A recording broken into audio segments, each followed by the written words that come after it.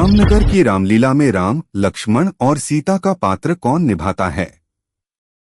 रामनगर की रामलीला में राम, लक्ष्मण और सीता का पात्र आमतौर पर स्थानीय युवाओं द्वारा निभाया जाता है। हे रामचंद्र, जनक जी ने बुलाया है, सीता का स्वयंवर चल के देखिए। यह रीत वर्षों से चली आ रही है कि पात्र साधारण परिवारों से चुने जाते हैं, विशेष रूप से ऐसे घरों से जो धार्मिक और सांस्कृतिक रूप से जुड़े होते हैं। पात्रों के चयन में यह ध्यान रखा जाता है कि वे युवा, शुद्ध और धार्मिक आचरण वाले हों, क्योंकि वे भगवान राम, लक्ष्मण और माता सीता जैसे पूजनीय पात्रों का अभिनय करते हैं। इन पात्रों का कड़ा प्रशिक्षण होता है और वे परंपरा का पालन करते हुए अपने संवाद और अभिनय को शुद्धता और भक्ति से निभाते हैं। इन पात्रों का चुनाव और प्रशिक्षण खुद रामनगर के महाराजा के निर्देशन में होता है। ऐसा माना जाता है कि इन पात्रों के चयन में आध्यात्मिकता और शुद्धता का खास ध्यान रखा जाता है, ताकि रामायण के इन दिव्य पात्रों का चरित्र उचित रूप से दर्शकों के समक्ष प्रस्तुत हो सके।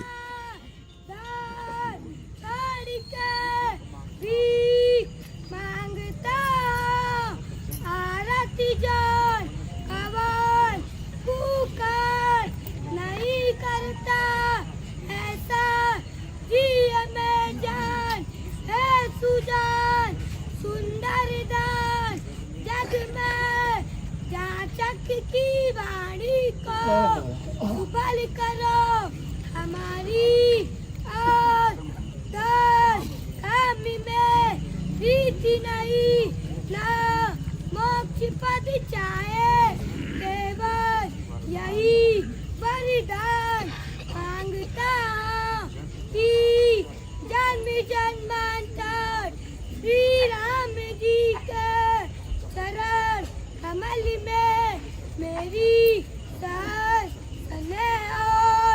और श्री राम जी हमें कुटिल करी जाना है और लोग गुरु राजा का द्रोही, परंतु सीता राम के चरण कमल में हमारी तुम्हारी अनुग्रह से दिन दिन बढ़ती रहे।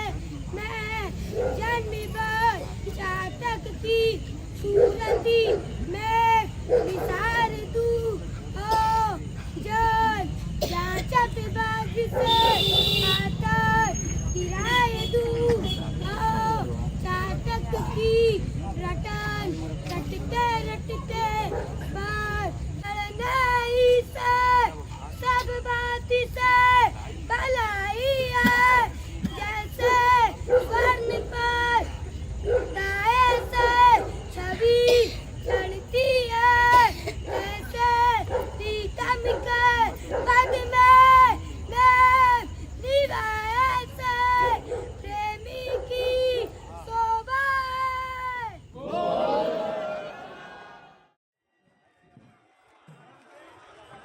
रामनगर के राजा नारायण की कहानी।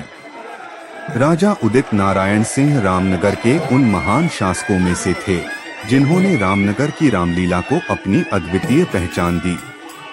उन्हें धार्मिक, सांस्कृतिक और आध्यात्मिक गतिविधियों में अत्यधिक रुचि थी। राजा उदित नारायण सिंह 1795 से 1835 में ही रामनगर की रामलीला की शुरुआत की थी और इसके लिए वे विशेष रूप से जाने जाते हैं। उनकी कहानी एक धार्मिक झुकाव। राजा उदित नारायण सिंह ने भारतीय धर्म और संस्कृति को बढ़ावा देने के लिए कई प्रयास किए। उन्होंने अपने शासनकाल में रामलीला को एक भव्य और लंबे आयोजन के रूप में स्थापित किया। वे खुद रामायण के गहरे भक्त थे और उन्हें लगा कि रामायण की शिक्षाओं को समाज के हर वर्ग तक पहुंचाने का सबसे अच्छा तरीका रामलीला हो सकता है। 2 रामलीला की स्थापना। ऐसा कहा जाता है कि महाराजा ने रामनगर की रामलीला की शुरुआत 1830 के दशक में की थी और इसे अयोध्या के रामायण काल की कथा को प्रस्तुत करने का एक माध्यम माना। उन्होंने यह सुनिश्चित किया कि रामलीला की परंपराएं और इसके धार्मिक आधार मजबूत और शुद्ध रहें। 3. महाराजा का योगदान।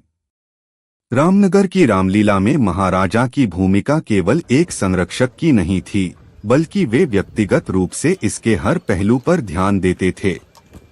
वे यह सुनिश्चित करते थे कि रामलीला पारंपरिक रूप से हो, जिसमें कोई आधुनिक या बाहरी तत्व शामिल न हो। आज भी रामनगर के राजा रामलीला के दौरान एक खास स्थान पर विराजमान होते हैं और पूरी लीला का हिस्सा होते हैं। 4. रामलीला का भव्य स्वरूप। राजा उदित नारायण सिंह ने इस आयोजन को इतना भव्य और विस्तृत बनाया कि यह केवल रामनगर के निवासियों के लिए ही नहीं, बल्कि दूर दूर से आए लोगों के लिए भी एक धार्मिक और सांस्कृतिक मेला बन गया। उन्होंने पूरे रामनगर को रामायण की विभिन्न घटनाओं के अनुसार सजाया, जिससे यह आयोजन और भी जीवंत बन गया।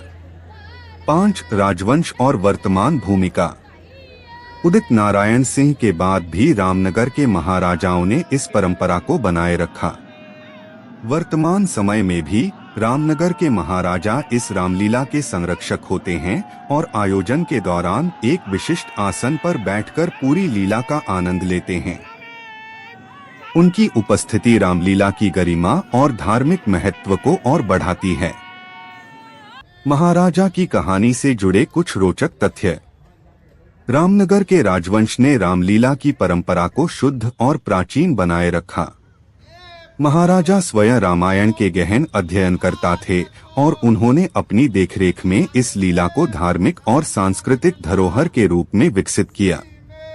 रामलीला के आयोजन के दौरान रामनगर के महाराजाओं की उपस्थिति यह सुनिश्चित करती है कि यह आयोजन बिना किसी बाधा के चले और इसके धार्मिक और सांस्कृतिक तत्व बनाए रहें। रामनगर की रामलीला और उसके साथ महाराजा का गहरा संबंध है। महाराजा उदित नारायण सिंह ने इसे सिर्फ एक धार्मिक आयोजन नहीं, बल्कि भारतीय संस्कृति का एक अनमोल धरोहर बना दिया।